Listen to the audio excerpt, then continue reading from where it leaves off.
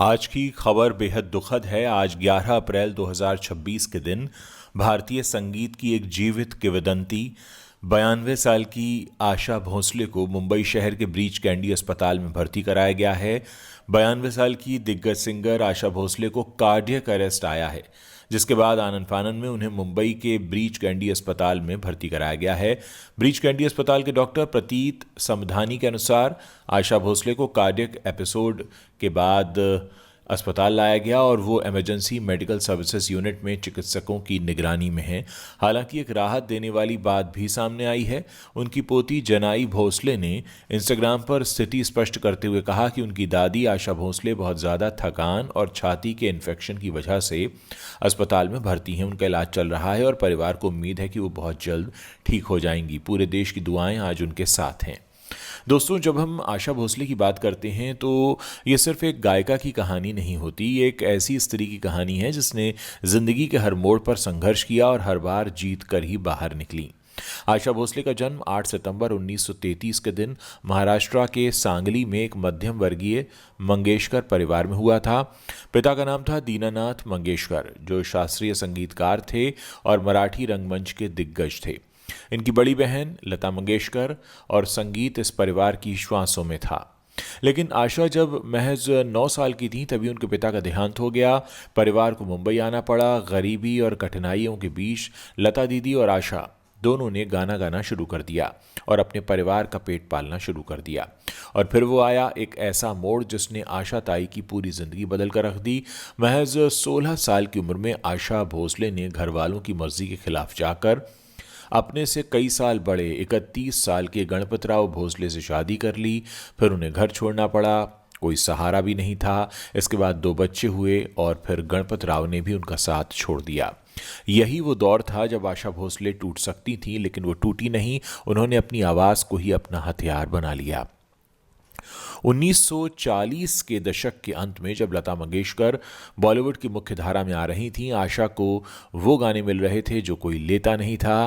Cabaret, मुजरा, item numbers और निर्माता निर्देशक ही मानते थे कि शरीफ गाने सिर्फ लता दीदी ही गा सकती हैं, लेकिन आशा भोसले ने उन्हीं न स्वीकारे गए यानी नकारे गए गानों को अपना रास्ता बना लिया। उन्होंने उस हर शैली में महारत हासिल की जैसे दूसरे छोड़ दिया करते थे और यही उनकी सबसे बड़ी ताकत बन गई।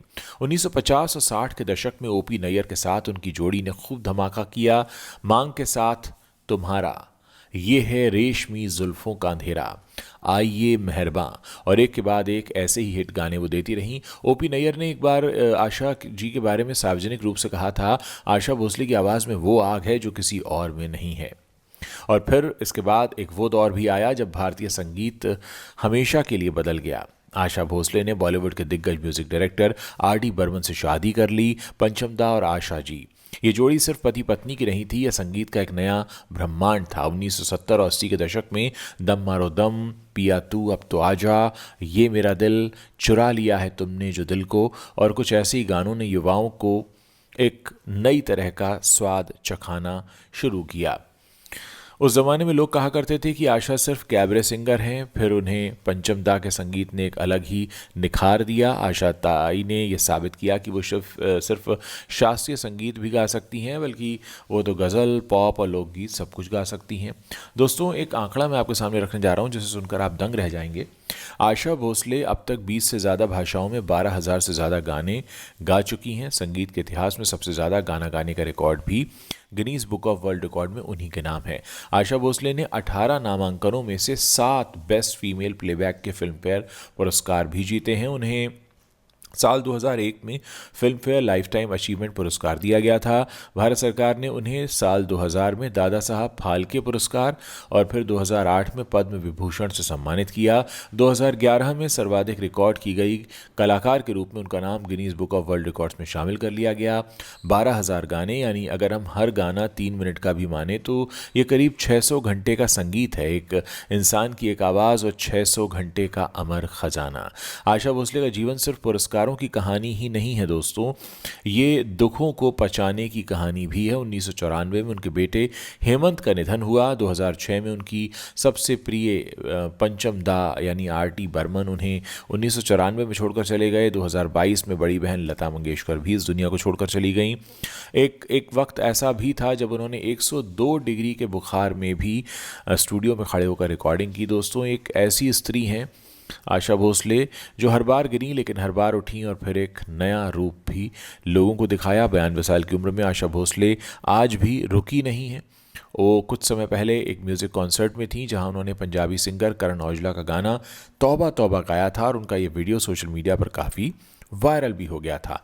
92 साल की आशा ताई और तौबा तौबा जैसा गाना, यही है आशा भोसले और उनकी जिजीविषा।